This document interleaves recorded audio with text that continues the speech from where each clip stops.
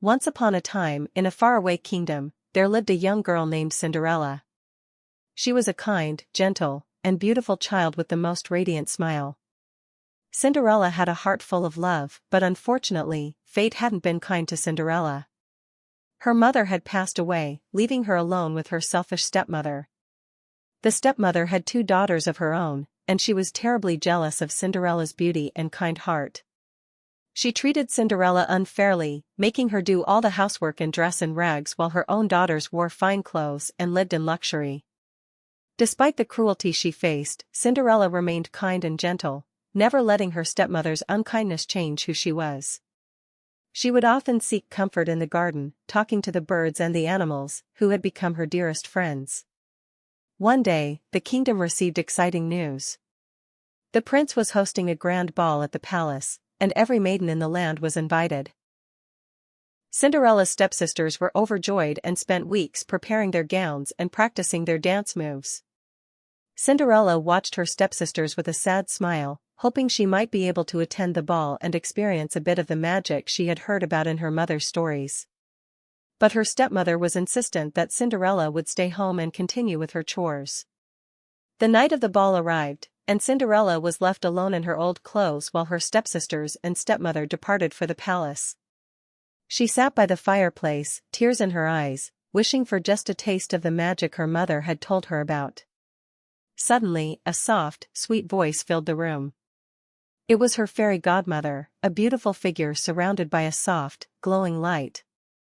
"Why are you crying, my dear?" the fairy godmother asked. Cinderella explained her wish to attend the ball but how her stepmother had been unkind and refused to allow her to go. The fairy godmother smiled and said, "Don't worry, my child.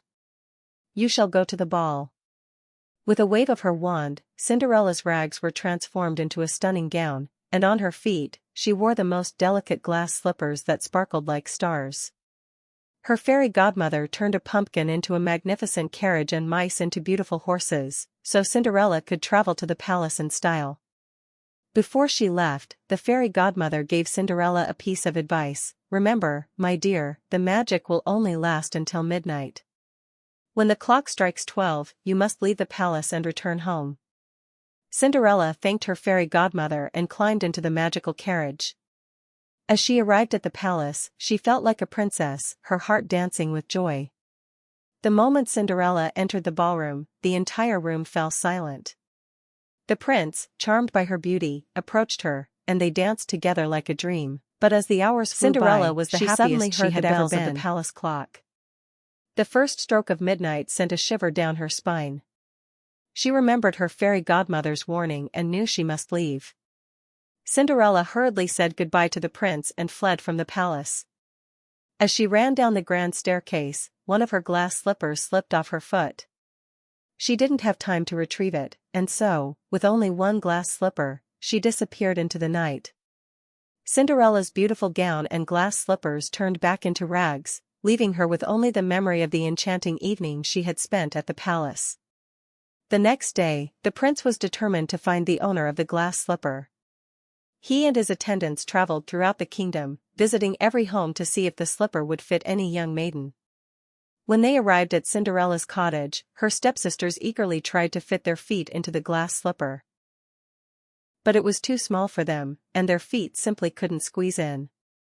Cinderella watched, hidden from view, as her stepsisters attempted to trick the prince. Then, she stepped forward and, with a hopeful heart, asked, "May I try?" The prince agreed, and as she placed her foot into the glass slipper, it fit perfectly. The prince's eyes lit up with joy as he realized he had found the maiden he had danced with at the ball. Cinderella's stepsisters were astonished and upset. But even though they were mean to her, Cinderella didn't feel angry. Instead, she forgave them for their unkindness, as she believed that kindness was the most important thing in the world. And so, Cinderella was reunited with the prince, and they lived happily ever after, proving that goodness, kindness, and a loving heart could overcome the challenges life may bring. The end.